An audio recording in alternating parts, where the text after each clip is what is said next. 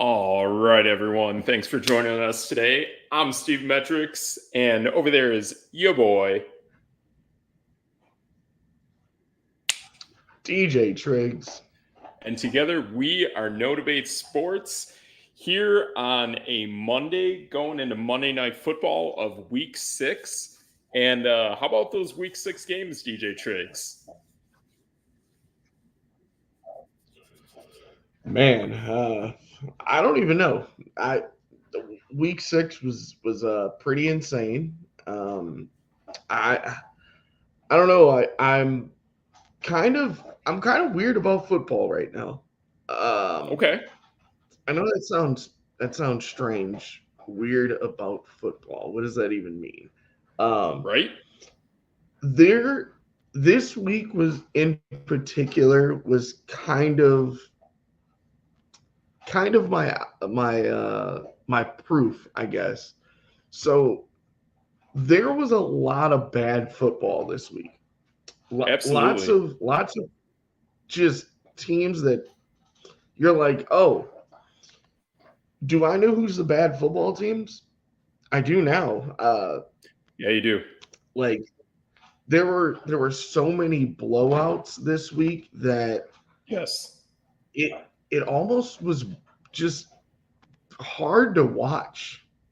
Yeah, and you also have even like some of the games that are tight. I'm looking at were between teams that are not as good. Is kind of what I'm seeing. I mean, I'm Yeah, seeing the Browns Eagles game. That's kind of a ugly looking game. You got Panthers Falcons. You got Bengals Giants. Um, Colts Titans is kind of a weird one.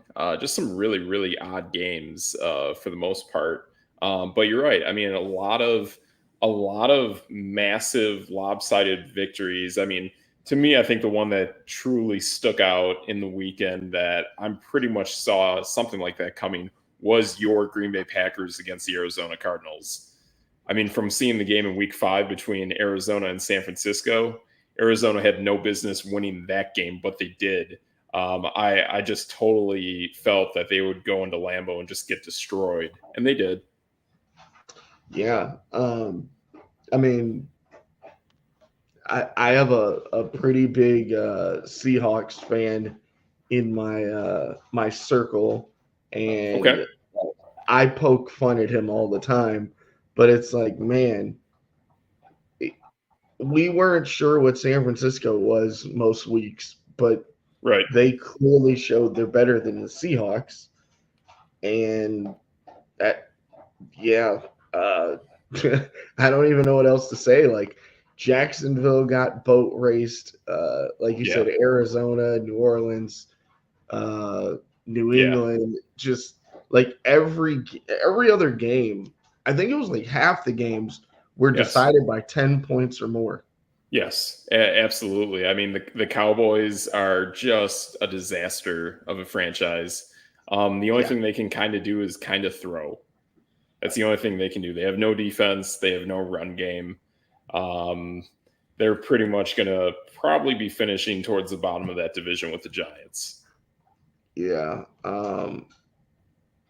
I, the only division that really that truly I'm at a loss for words almost. The only division that literally has any like, oh, okay, we should watch this for a while because this could get interesting is the NFC North. And Yes. like you have an undefeated team, you have, some uh like other teams that you're like, oh, they're all four win teams. What do we do now? Um, yeah, it's very strange. And I heard this morning, and I'm pulling up now, and it is confirmed. The 4 best point differential teams in the entire NFL, the top 4 all reside in the NFC North. Yeah, All that top makes 4. sense. I mean, it is insane. I mean, Carolina's negative 100. That's pretty insane. But I played against them. I know what it's like to get shellacked by Andy Dalton and friends. But man, NFC North is loaded, and the thing is too, like regardless of wow, every team in that division has at least 4 wins. That is crazy cool, crazy Yep. cool. I mean, I caught the Bears game a few weeks back against the Texans, and that was a very very hard win for Houston. To be honest, that Chicago defense is just awesome. So doing what they're doing, figuring out their pieces on offense. They may not have played against the best teams in the NFL, but man, they are starting to click on all 8 cylinders. And I mean, I definitely thought going into this season they would have a top 5 defense. I'm not sure if that's entirely true, but I think they probably have a top 5 defense. See, and I've gone through this battle with Chicago fans. I do not think they have a top 5 defense at all. Last year, I was told, they were a top 10 defense for the second half of the season. And then I would go through who they played. And right now, they've beaten teams like Tennessee, the Rams, Carolina, Jacksonville. Yeah, those teams can't score 20 points any week. True. Yeah, they kept the Texans under 20 in week 2, but they had so many injuries and they were kind of lost at the time.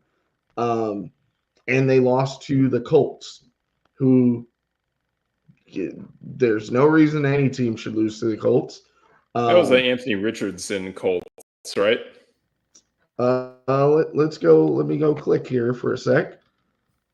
Yeah, Anthony Richardson got put out in that game. Oh, okay. Yeah, yeah. And Anthony Richardson, for all we have seen thus far, is not that great. There is He talks he's coming back, so we'll see. he threw 2 interceptions in that game, and Chicago still lost. Oof. Yeah. But I will tell you this though. I mean, that offense is definitely doing some things. We're seeing Keenan Allen come back into the fold. There is more Roshan Johnson. Cole Kmet is doing what he does, carrying the tight ends on that offense. Man, I do think they are a good team. I definitely think that this team can make a push for the playoffs. I mean, if there's any year that we get all 4 teams from a division, this might be it, man. If you keep getting that many point differentials, I don't know where they rank on turnovers, but man, it feels like they have a turnover almost every game. That's what it takes. I know they're up there. I believe I heard Green Bay leads the league in a turnover differential. So to be honest, that's why I'm pretty bullish on those 2 teams. And I mean, it's funny, like we're only 5 weeks or 6 weeks into the season, and Detroit is tied basically with every team in that division, except they're looking up to Minnesota. I feel it's a matter of time before that bottom gives out on Detroit. I mean, they lost Aiden Hutchinson. We'll see how they can make it on offense, but if any of these 4 teams falls out, I definitely think it's Detroit. I think Minnesota, Green Bay, and Chicago have staying power, know what it's like to lose players, and is still playing really, really good football. That's kind of what I see shaking out in that division. Is I feel we will get towards the end, and we will see Minnesota, Green Bay, and Chicago up top. Basically, we've only played just under or right around about a third of the schedule. There's still 2/3 of football to be played for this season, so a lot of games to be played. I'm just See, not one of those Detroit guys.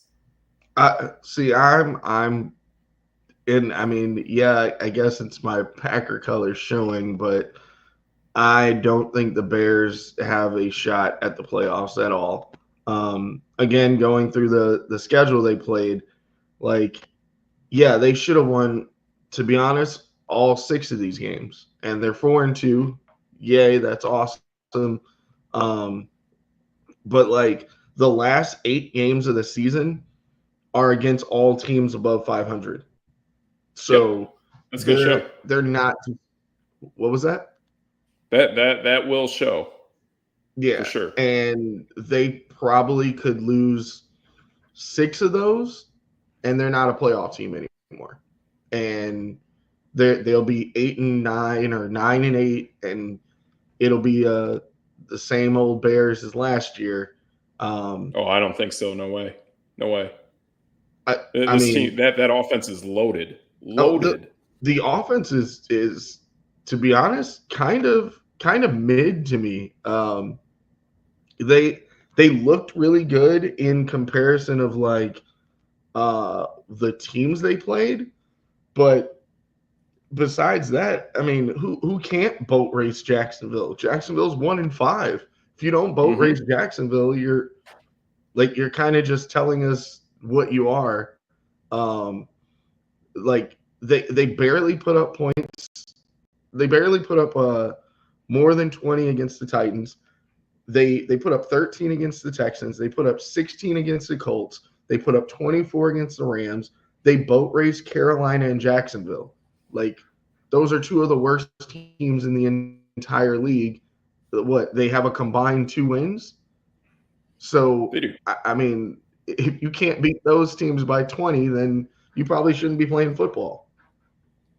It's true, but I will point this out. Just looking at, again, that point differential is insane. Looking at the points for, there's only there are only 2 teams in the entire American Football Conference that have scored more points than the Bears. Yeah. There are 7 in the NFC. I do believe the NFC is better than the AFC now. That I do firmly believe. But I know those are not so good looking games, but man, like I'm curious to see, like, as this season goes along, I do think Chicago's going to start gaining some momentum. I think, and plus, like, there's been like no Keenan Allen, and now he's starting to get into the fold. As long as they don't get banged up on like Caleb Williams, I think this team's got a shot, man. I really do. So in the might be the last team not to get in. In the last 3 games, they put up 35, 36, and 24. That's where that point differential is coming from.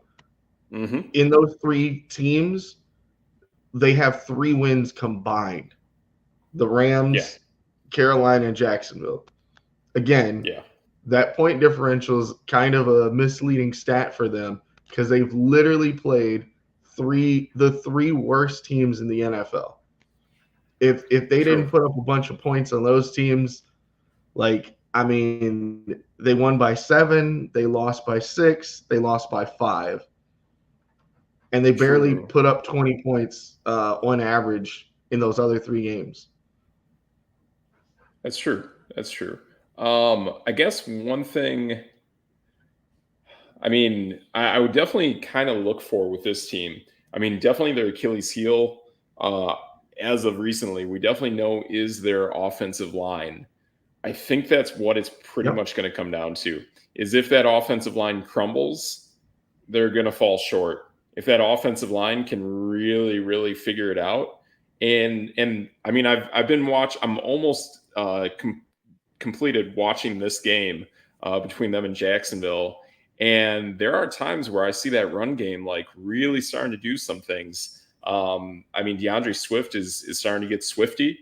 So I like seeing that. Roschon Johnson's definitely not doing what he did last game, but there's definitely some stuff going on. I mean, Caleb Williams had some nice runs, so maybe he's stepping up in the pocket a little bit more on some plays. But there's some interesting things with this team. I guess the other thing, too, is on the run side, and I don't have those stats here, but trying to look at possibly like tackles for loss, I guess, when it comes to the run game.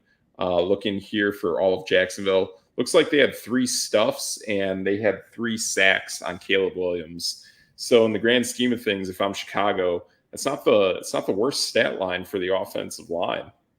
Right. I think Jacksonville's got a good defense. I will give them that. So I'm just going to use Minnesota as comparison because they're 5-0 and leading the division. They've beaten the 49ers, the Texans, the Packers, and the Jets. Those are all pretty solid teams. They've got 5 wins, They still play the Rams, Jacksonville, and the Titans. They've got 8 wins 8. no matter what. Yep. And they're going to stumble into 1 or 2 more wins at least. They're a playoff team. 10 wins. Yeah, they got 10. Easily. 10. Absolutely.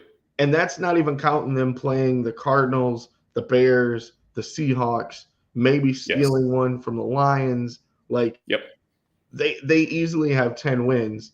They do. Like, the Bears can't get – I doubt they get 10. Maybe 9. 10 would be like their highest point. I think they could even get close to sniffing. And like we've seen the Lions kind of have their way with certain teams and just kind of, I mean, obviously the Dallas Cowboys, for instance. Dallas felt that this week. Yeah.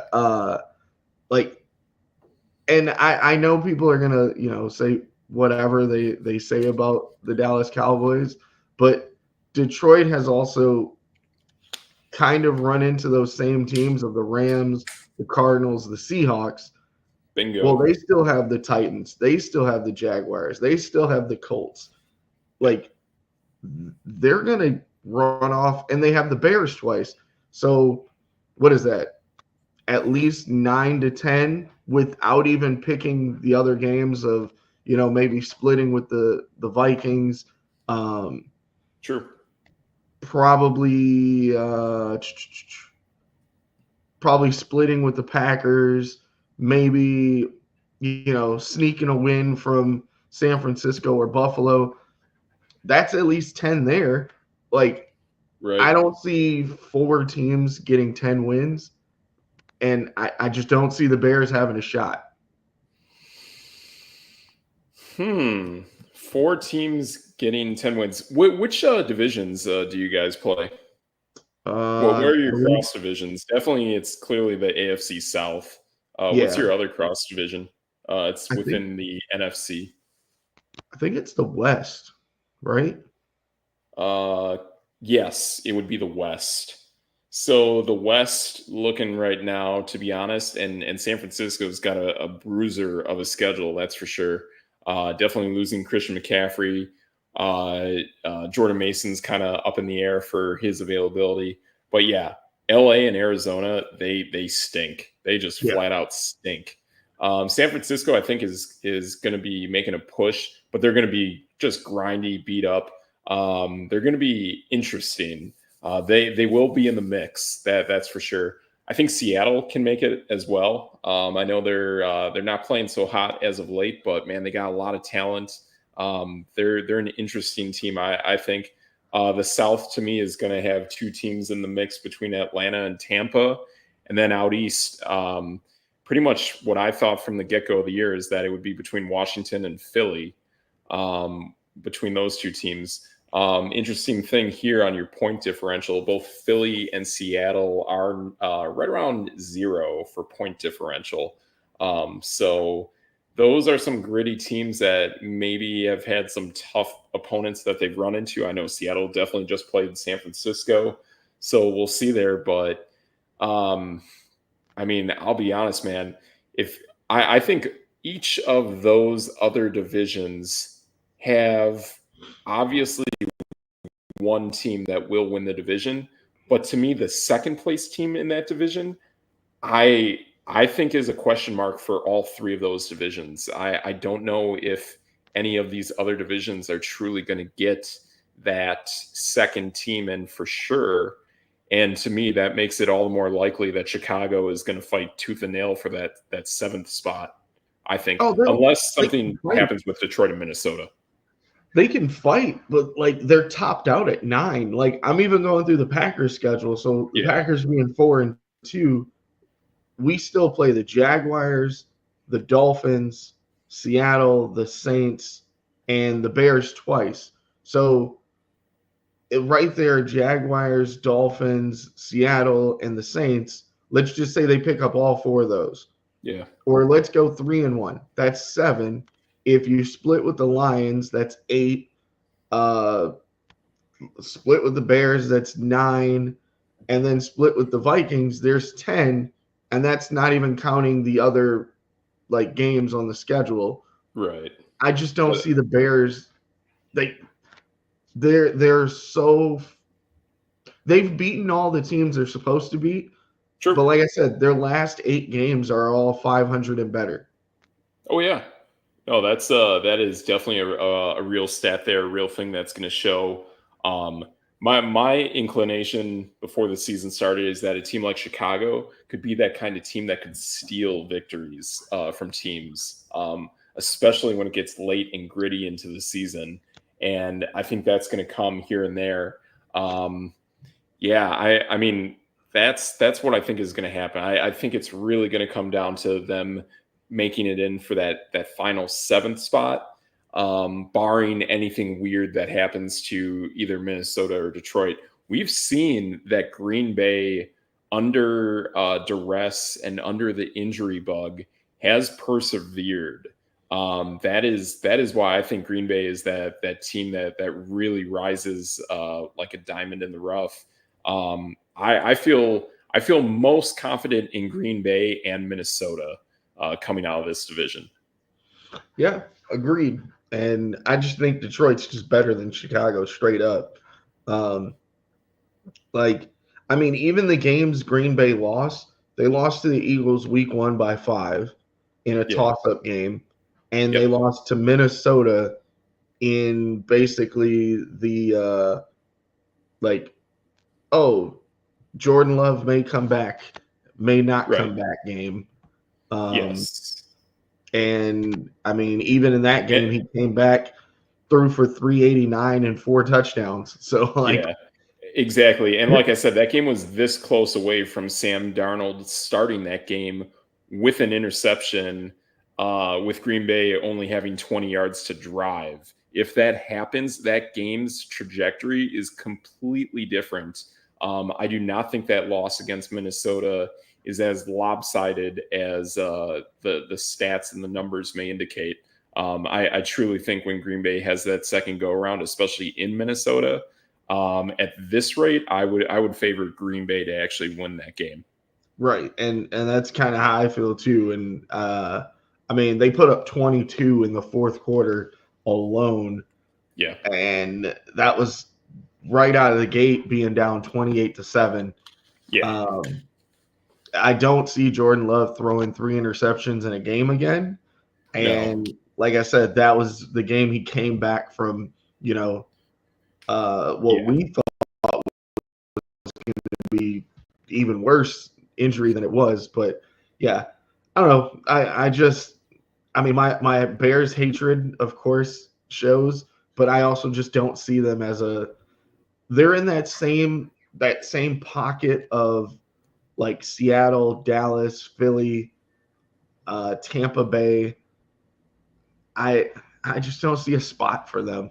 I think too with Chicago, I mean it's a big ask, but man, if after this season they figure out that offensive line, maybe bring in new offensive line coaches, some free agents here or there, you're definitely going to have to nail it in the draft. They might put all of their football resources in the offseason or currently watching college tape right now. Maybe go all in on offensive line. I don't know how to do it, how it would exactly come to play, but we know that their think tank, their management at the top is really sharp. So, man, if they figure out that offensive line, that is a scary, scary thing that could happen for them.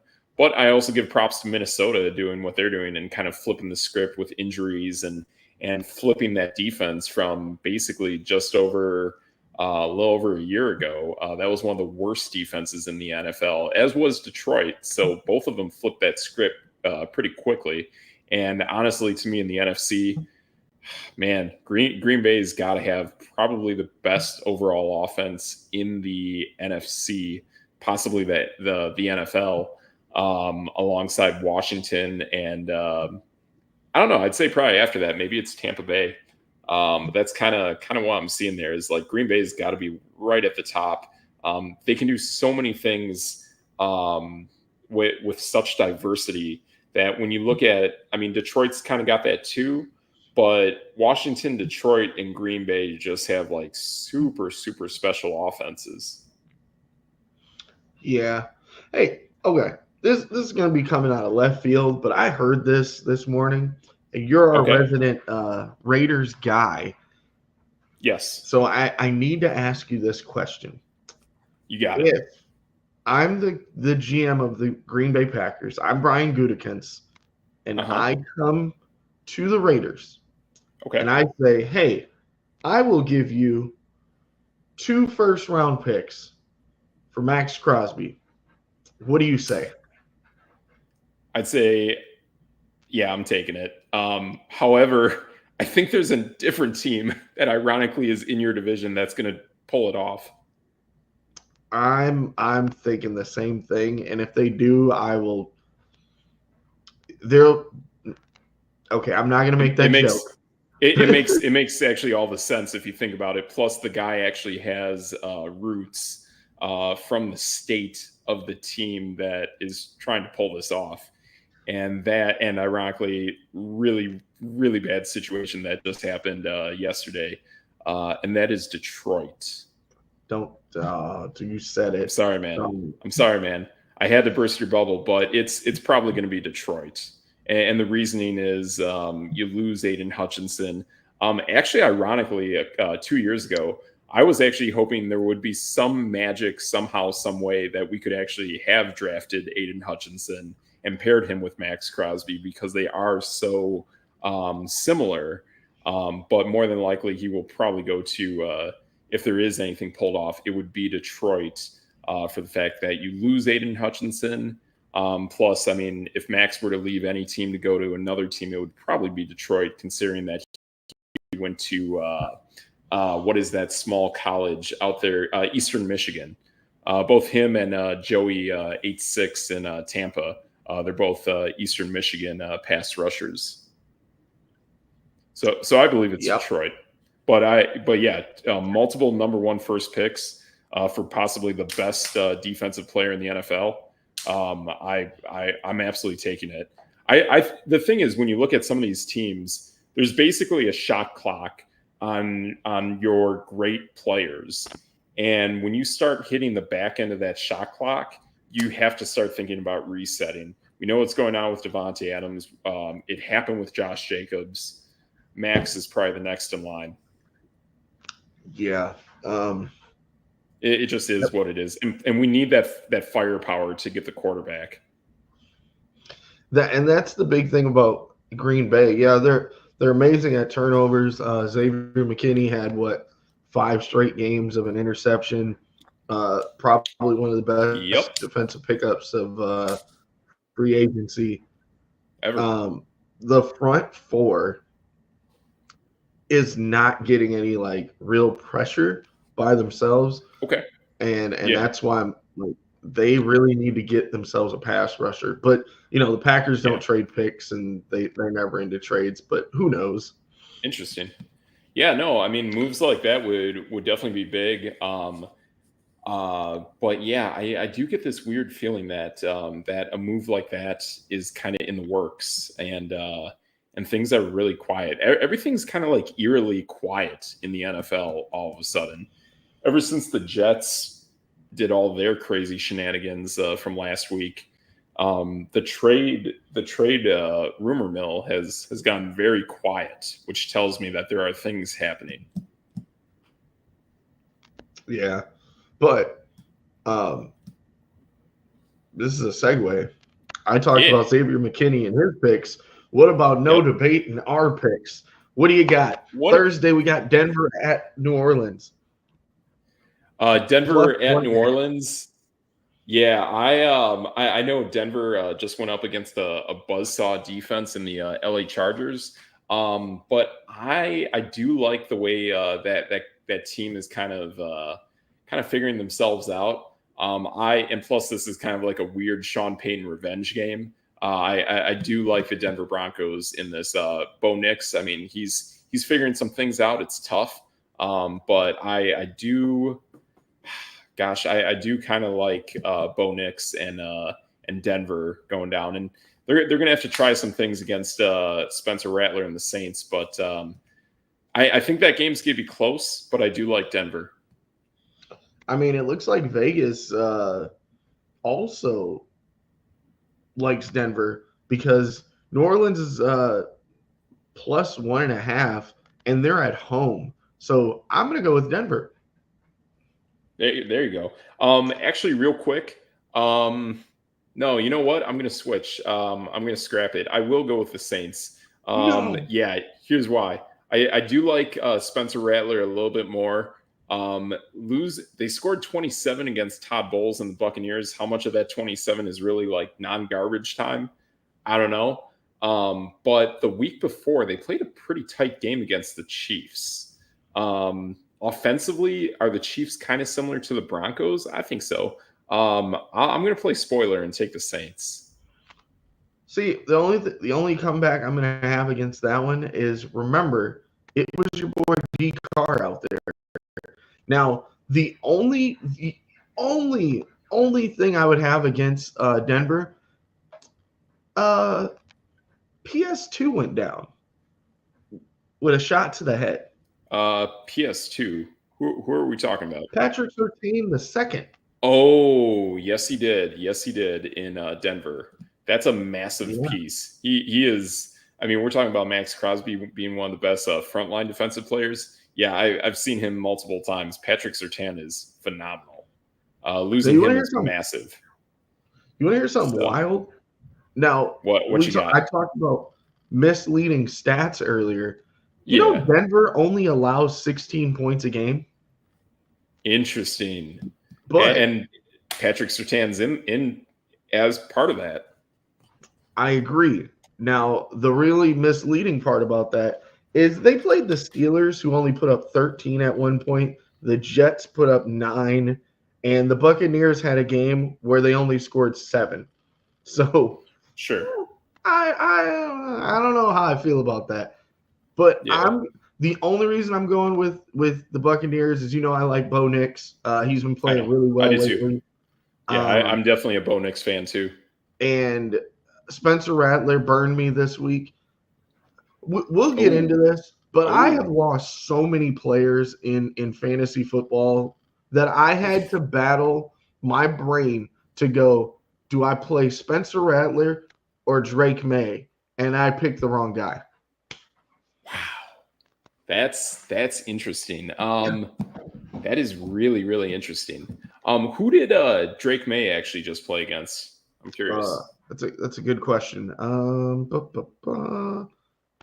New England played Houston and got doubled up 41-21.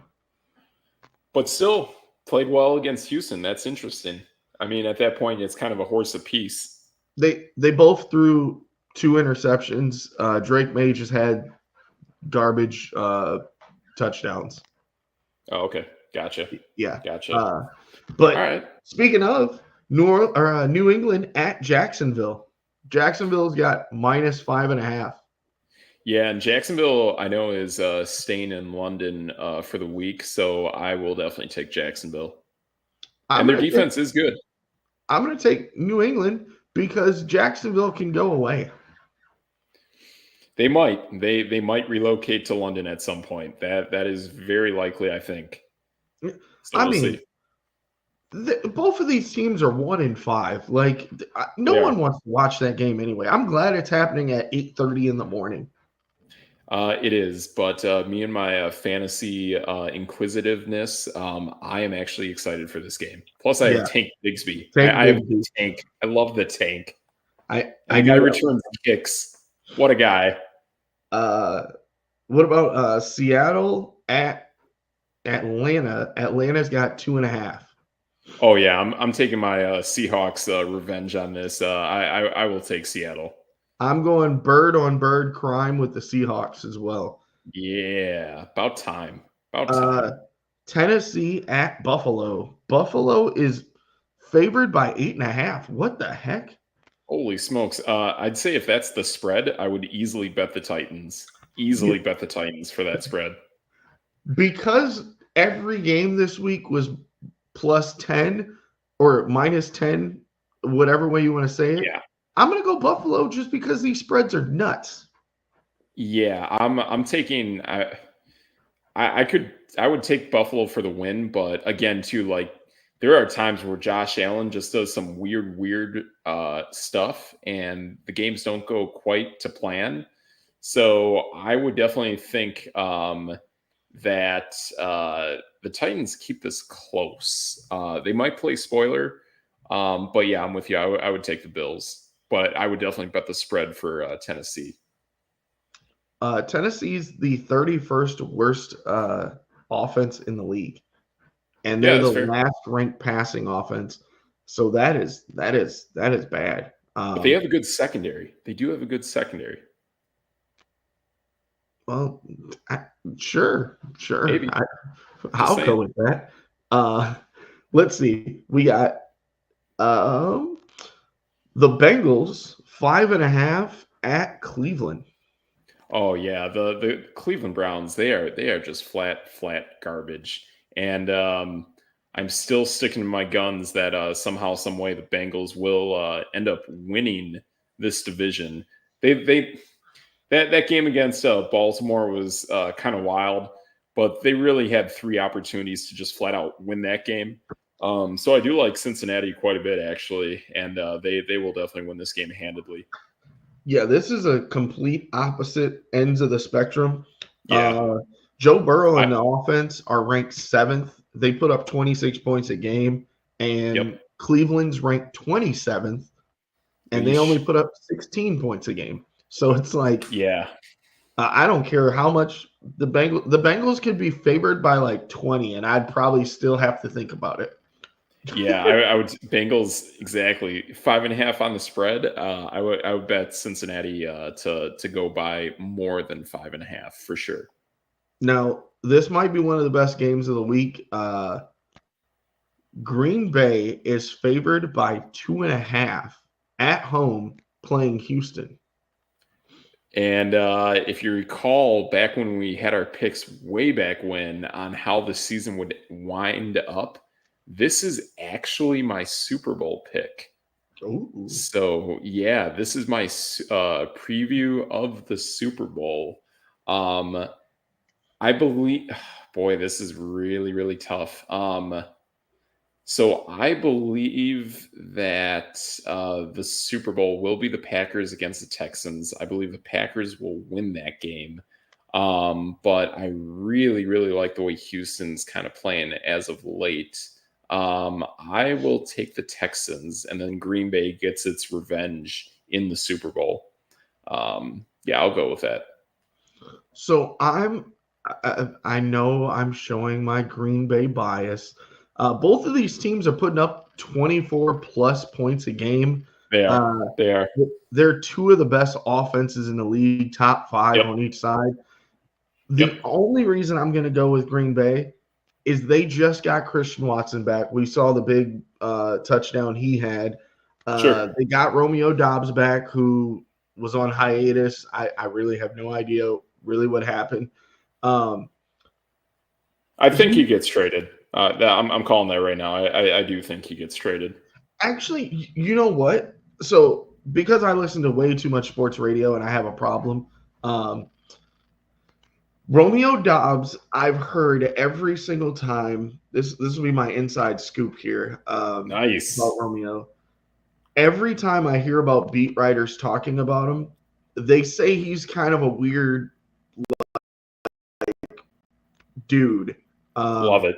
They Love don't the really guy. get too much out of him. They don't get like a lot of jokes or laughs or anything, but he's really big into his teammates. Nice. And people were trying to call him out that he didn't really celebrate after his first touchdown. Well, that's just not who he is. He doesn't do Oh that type yeah. of stuff. No, he's old Um, school, man. He's got like that Donald Driver vibe about him. I love it. yeah. And they said, some of the players were like, man, I wish you would have just came to me, whatever was happening, blah, blah, blah. We're a family. And Jordan Love, Christian Watson, and I think Jaden Reed all took up for him. And we're like, Nice. yo, we still got his back, blah, blah, blah. Yep. And you could Yep. tell when he scored the second touchdown, like everybody engulfed him and was like, "Yo, let's." And he kind of was a little out of character and kind of like celebrated a little bit. Yeah. And Yeah. even on the sideline after he scored, Matt LaFleur came over and like gave him a little talking to, and you could tell there was a little like pep in his step. I Yeah. don't think he'll be traded. I think they might start giving him a little bit more targets. I don't know if you've seen that second touchdown, but like Jordan Love was literally getting smashed and like just lobs it up there. Sure. Dobbs moves his body, contorts himself, and catches it, and then scores a touchdown. And you're like, what the heck? So Jordan Love still has the trust in him. I Yeah. think, and Absolutely.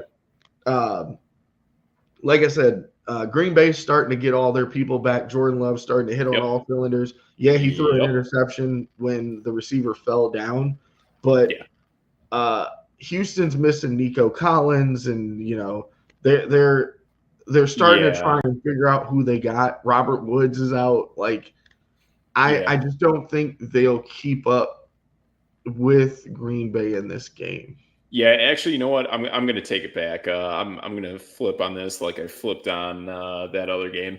Oh, The thing, flipping yeah, flopping. yep, yeah, flip flopping. Here's the thing too. I mean, going back to that Chicago game, I think parts of Houston's offensive line is susceptible. I do believe CJ Stroud can pretty much make it with almost any receiver. To me, Nico Collins, he is. I mean, dude, I saw that guy play for. I haven't focused too much on Nico Collins recently, but I did watch him play. I want to say the Colts game, and dude, that guy is insane. That guy is like he has the size of Devonte Adams and like the speed of Tyreek Hill. It's crazy. Like the guy is just insane. So kind of bummed out that he's out, but the other thing too is like that Green Bay secondary is pretty top notch, man. Like again, Xavier McKinney's had like an interception like every game. Yeah. Yeah. So yeah, he's a hawk for the football. He's got that really cool smarts of just kind of getting in the head of the quarterback that he's up against. I love seeing that. So yeah, I'll flip. I'll go Green Bay, and then that Super Bowl rematch, I'll go Green Bay as well. Yeah, I don't know if you know this, but there's a guy named Stephon Diggs on that team. And Yeah, like he's toxic. he's kind of been MIA, huh? But I don't know. Yeah. Speaking of MIA, this team has really set me off in fantasy. Between these two teams, I have lost all the players on their teams. All of them. Okay. Okay. Uh, the Miami Dolphins are 3.5 point dogs at Indianapolis. Now, mind you, I have lost Tua, I have lost Devon Achane, I've lost Jonathan Taylor, I've lost Anthony Richardson. I have literally Jalen Waddle doesn't even play anymore, or he does play, That's and I true. just don't know he's on the field. I Yeah. have literally lost like everybody in this game, including Michael Pittman. All of those Man, players that's are crazy. on my fantasy teams. Yeah, I think I think this is pretty much a get right game for Indianapolis. Miami without Tua, like this offense just runs differently. It's not a good offense, not even a good defense in my eyes. I think Indianapolis with whoever they run at quarterback, they will figure it out. See, the only problem I have with this, and this is why I'm picking Miami, Anthony Richardson might actually play this game. If it was Right. Joe Flacco, I would go the other way. But Exactly. And that's why I think they're playing Richardson because they think that this game is not that difficult. And if there is a game to get him kind of get his mojo going, it would be against Miami. But Miami's you're right. averaging 12 points a game. Yeah. Yeah. So if I'm Indianapolis, if I can win 14-12, that's a win. The crazy part, they're nearly top 10 in points allowed, and I don't even know. Yeah. Yeah, it's weird. Just hand the ball off to Tyreek Hill. Pretty much. Pretty much. So another good game. Detroit goes to Minnesota. Minnesota's favored by 2. Yeah, that's a wild game that I saw at the bottom there. I think that game you need pretty much all your horses in the stable, and I think Detroit not having Aiden Hutchinson, I think that plays a factor here. So I will take Minnesota. We just talked about that. I had picked Detroit before, so I'm not going to switch my pick. I'm just going to hope I'm good at Detroit. that. I'm going to hope Detroit just pulls this one out. Sam Darnold looked a little suspect last game Sure. that he played, so I'm just gonna hope Detroit stops Minnesota. Yeah, you got it. And then at that point, you would have like a three-way tie at the top. But anywho, That's cool. Philadelphia is favored by 3.5 at the Giants. Yeah, this is a sneaky game, but yeah, again, too, this is Eagles against Giants. I think if there is anything that Saquon Barkley wants to just like explode against, it is the Giants. He hates this team. He absolutely hates this team, and he is going to stick it to them so hard in this game. Yeah, the Eagles are 4-2, straight up 4-2. Yes. I'm not even going to say any stats about this game. Just Saquon Barkley. That's all I got. Yep. That's all it takes, man. So the next game is the Raiders are 5.5-point dogs at the Rams. So I'm gonna say this flat out. The game we just played against the Steelers, we got dogged on 3 touchdowns. Yeah, if anyone wants to watch NFL Plus, you'll see it. We had multiple touchdowns that we prevented from Pittsburgh that were eerily called for tackling Justin Fields as a football player. So that was weird. And then we had one that was called against us that we scored for a offensive lineman downfield after he spun off of a block. Really weird game, I'm telling you. So if you got any suspect about Pittsburgh, I'm telling you it's legit. They are not that good. The Rams are definitely not that good either. There were good things that we did in this game against Pittsburgh. So I will take us against the Rams. You know what? So the Raiders win every other game. That's how it was going. That's probably true. That's true. I mean, you guys put it on Baltimore at Baltimore. You put it on Cleveland, and you were supposed to beat the other NFC or AFC North team in the Steelers. And this week would have been a loss because it was every other week was a win. So now I just have to flip my mindset, and I'm picking the Raiders just because they're supposed to win last week. There we go. That's no debate. This one I really don't even want to talk about, but Carolina's not favored by 7.5 at Washington. Wow. Yeah, that's rough. That is not who you want to draw a slate against. So yeah, I will take Washington. They can do everything at will. Everything at will. They will win this by more than 7.5. Yeah, they're the number 1 scoring offense in the league. So yep. Kansas City, even though they're undefeated, 1.5-point dogs at San Francisco. Yeah, and they should be. They have not been playing that great of football if you really watch them play. And even the game that I said that San Francisco lost against Arizona, they were clearly the better team in that game. Just some weird things kind of happened. But I liked the way San Francisco looked in that game. Definitely like the way San Francisco looked on Thursday. Yeah, this team is trending in the right direction. We'll see how Jordan Mason is, but regardless, I think they'll figure it out in the run game. Again, every game that goes by, I feel Brock Purdy just overall as a quarterback is getting better. I really, really am excited for this. I think Brock Purdy really steps up well for this game at home against Kansas City. I think this is really a bad matchup for Kansas City. So San Francisco's top 5 in points, top 5 in yards, top 5 in passing yards, top 5 in rushing yards. And I say all of that. Kansas City's top 5 in defense. So I'm going Kansas City. Yeah, it's fair. I mean, Kansas City's their defense, their secondary got better after losing Ladarius Sneed. That's straight up a fact. But I think in this game you gotta do both. You gotta be good on offense, good on defense. I know they can do it on defense to a degree, but offensively, I think they're going to be stumbling a bit and definitely going to run into a bit of a buzzsaw with San Francisco. So now the next game is this one's fun to me.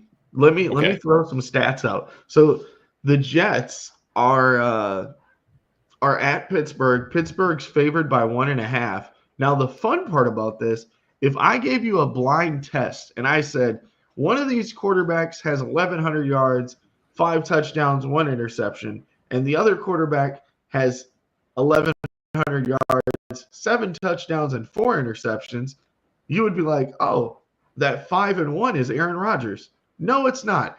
Aaron Rodgers has thrown more interceptions than Justin Fields.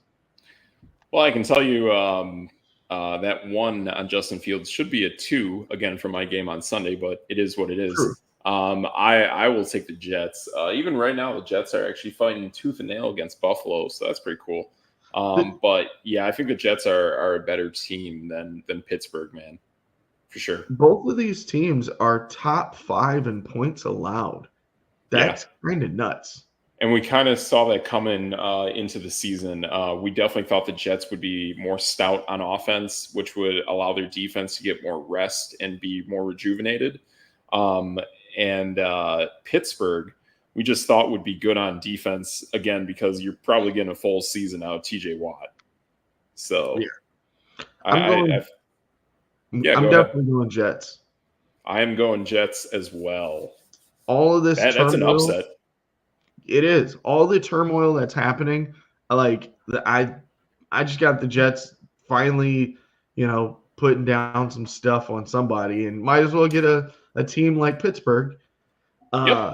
So we got Monday night, Baltimore, favored by 3.5 at Tampa Bay. 3.5 at Tampa Bay. I do really like the way I just saw them play in that game against Cincinnati. I haven't watched the Ravens Washington game.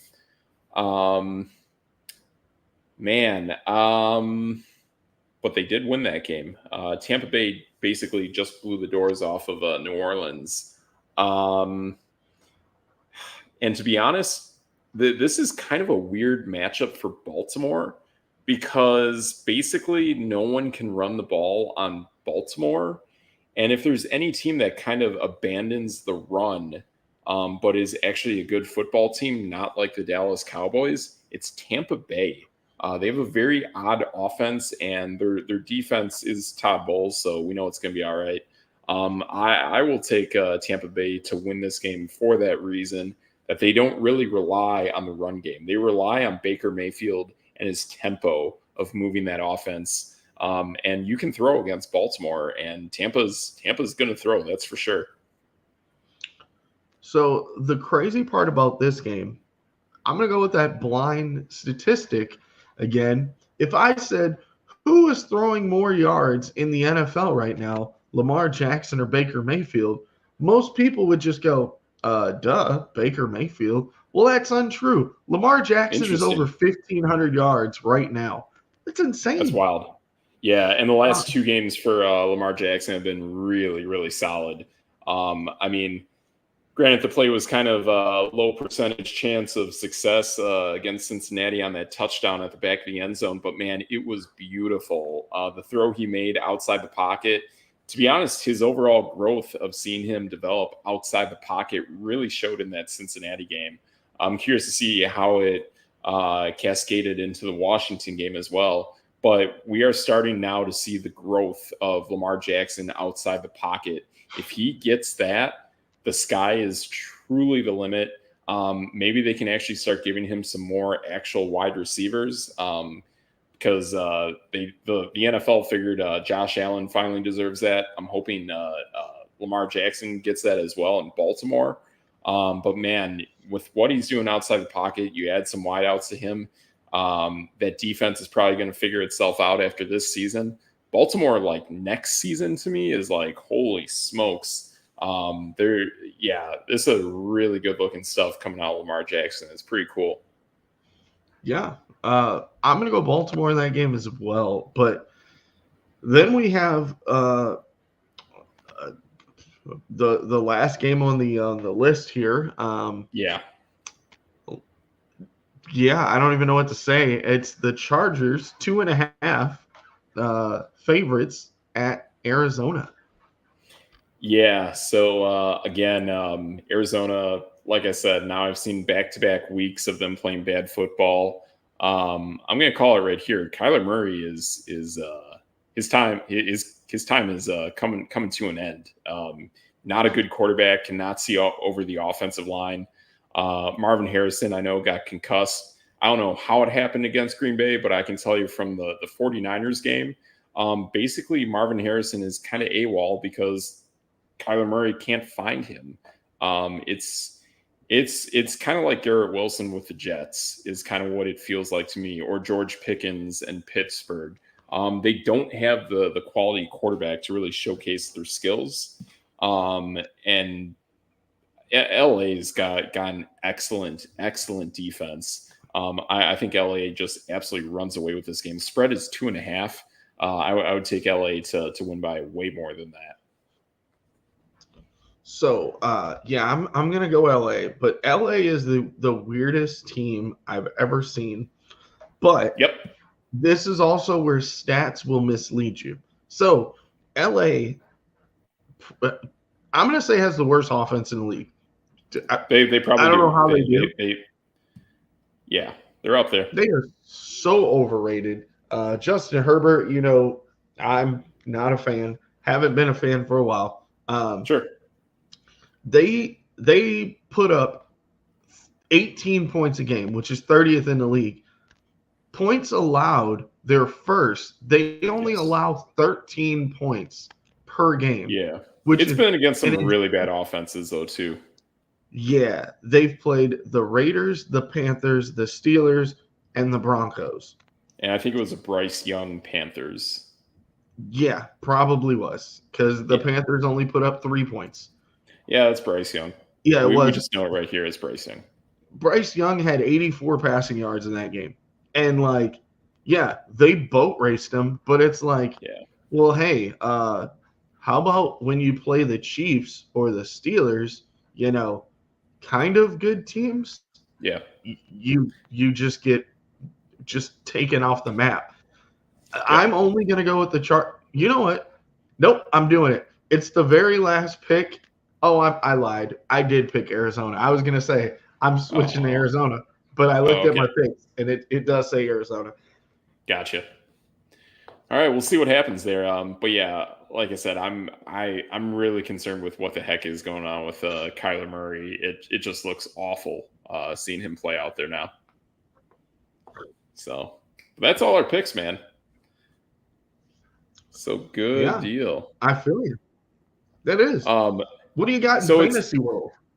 Yeah, so in fantasy world, when it comes to looking at some players to pick up, I think this is a heavy week for getting running backs. But there are some really cool wideouts out there too.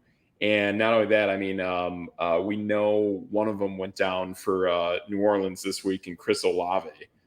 So they had one guy kind of step up. And boy, he stepped up with a lot of snaps, had some production, but some really cool stuff out there. And that guy's name is Bub Means. He was out there the moment Olave went down early in that game.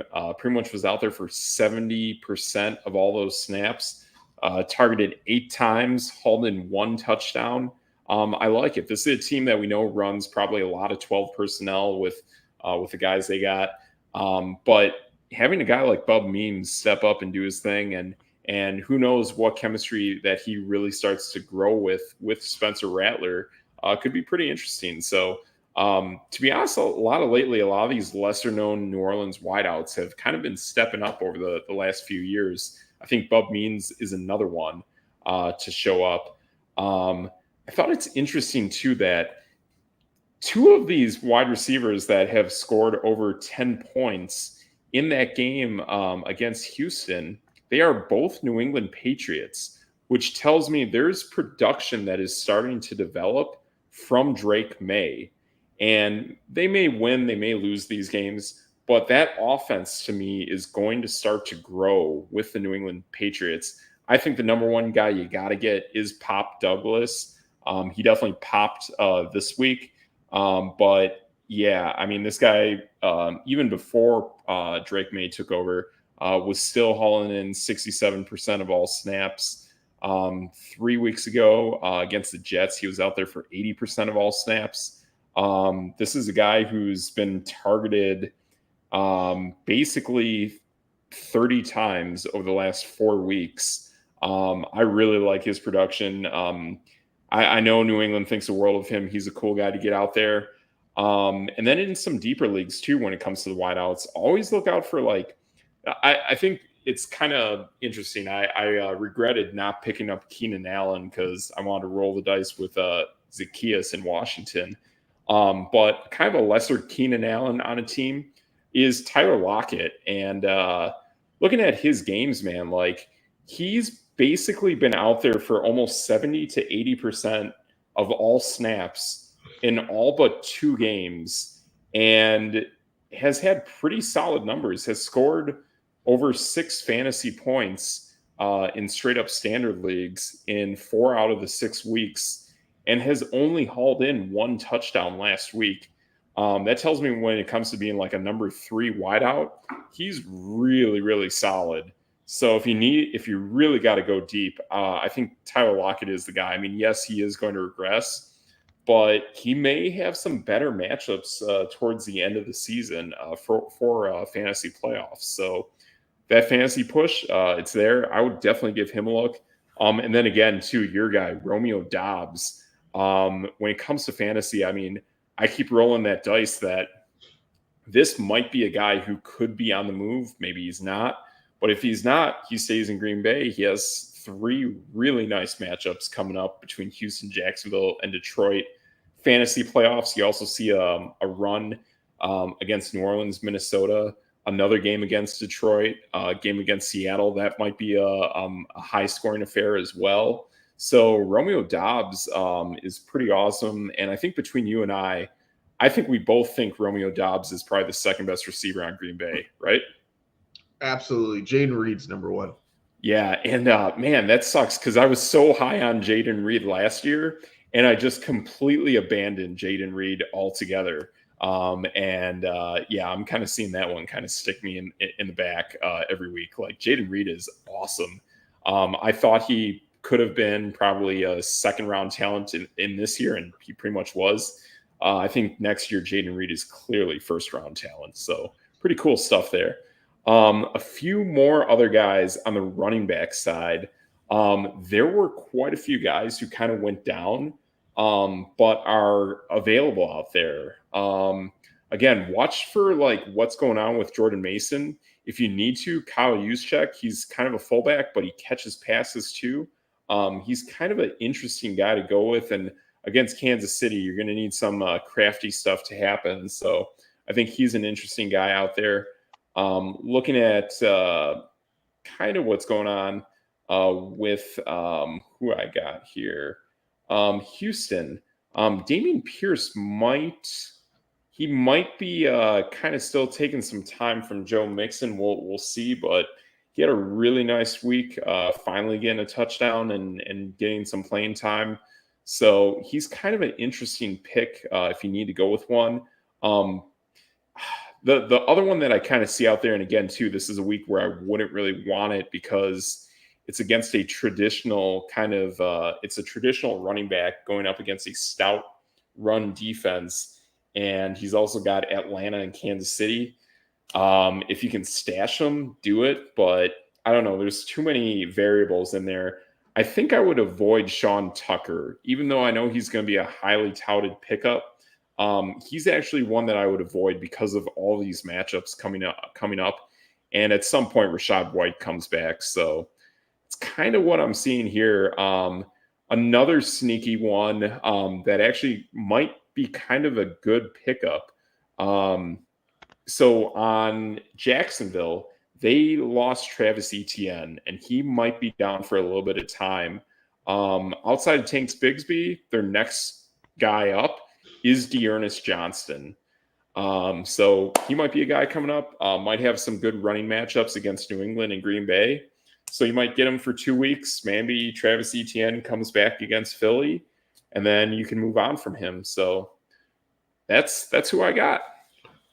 It's a lot of solid receiver play out there still. Yeah, it's actually better on receivers than I thought it was. Initially coming into the show, I'm like, oh man, there's all these running backs out there. And then the more I look at it, I'm like, oh, these guys might only hang around for a week or two. But the wideouts that are out there are like really like solid guys, like Romeo Doubs, Tyler Lockett. You got the new guy in with New Orleans. There's some pretty cool guys out there that you should be able to get in pretty much 100% of all fantasy leagues. I really like Demario Douglas. Like I was gonna pick him up, I think like 2 weeks ago, but then I wasn't sure when Brissett was gonna stop playing. But Yes, Drake may actually target him more. Yeah, I mean I know everyone really dislikes New England Patriots offensive players, to be honest. But like I do like the receiving core, but it's just like they don't put good quarterbacks out there. And now when you do put a good quarterback out there, oh, what do you know? Pop Douglas pops off. Tyquan Thornton can get in on this offense. They got guys. They just have to start getting them the ball, and their offensive line kind of like went down the toilet. So it just is what it is, and that has an effect across the board. So I think there's some cool options that you can get out there. It's very interesting that two of the top 4 receivers from last week are Patriots. So you got to keep an eye on that when you have a quarterback change. Same thing with the Bub guy in New Orleans taking over for a banged up Chris Olave. So when you get new blood into the mix, it helps out some of your wideouts. So I'm excited for that. Yeah, new blood is always fun. Absolutely, that's no debate. Boom. What else you got? Anything else? Man, that's everything I got. I mean, I know we're coming into the final stretch of WNBA. Anything cool you're seeing there? No, I mean it's. I mean the Liberty should do their thing. Yeah. It's tied 1-1 right now, but Yeah. who knows? I don't think anyone can beat them. Mm-hmm. It's kind of been that way the whole season, to be honest. It has.